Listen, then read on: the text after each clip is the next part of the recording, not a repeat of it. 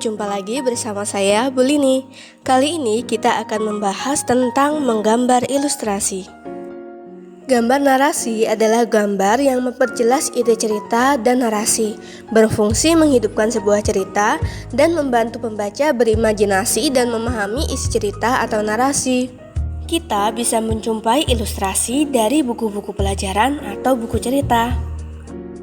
Dalam menggambar ilustrasi terdapat 3 objek, yaitu yang pertama manusia, yang kedua hewan, dan yang ketiga tumbuhan.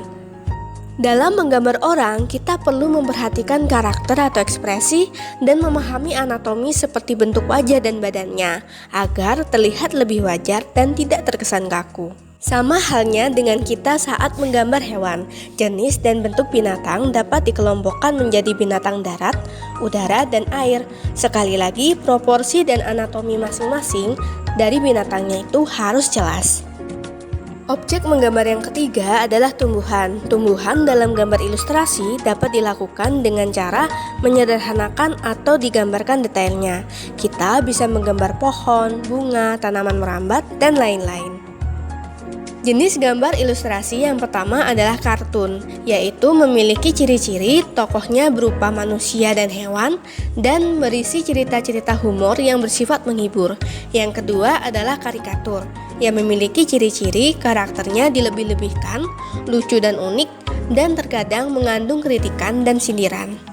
Jenis gambar ilustrasi yang ketiga adalah komik.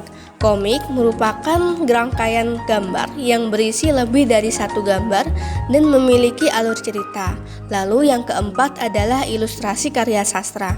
Karya sastra yang menggunakan ilustrasi adalah kumpulan cerpen, puisi, dan sajak. Ini berguna untuk mempertegas isi puisi atau narasi. Jenis gambar ilustrasi yang terakhir adalah vignette, yaitu gambar ilustrasi yang berbentuk dekoratif dan digunakan untuk mengisi bidang kosong pada sebuah media.